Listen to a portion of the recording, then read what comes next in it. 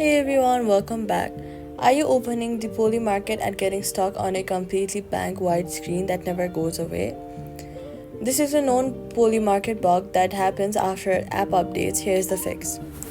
First, go ahead and swipe up and force close the app completely from your recent apps. Now go to your settings app and then go through your install app list until you find the Polymarket app. Tap on it and now look at your permissions. After checking that, go back to your home screen, press and hold the Polymarket icon and then tap remove app, delete app, then delete the app to completely uninstall it. Head over to your app store and then search for the Polymarket app and tap get to fully reinstall it fresh. This blank white screen is almost always caused by a corrupted cache left behind by previous update. A clean reinstall clears it immediately.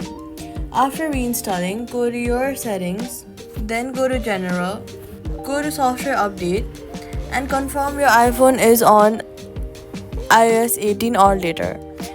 Polymarket requires iOS 18 minimum and will show a blank screen or fail to render correctly on any older iOS version. So all you gotta do is force close the app, delete and reinstall from App Store, confirm your iOS is updated to 18 or later, the white screen will be gone and that's it. Subscribe for more Polymarket fixes.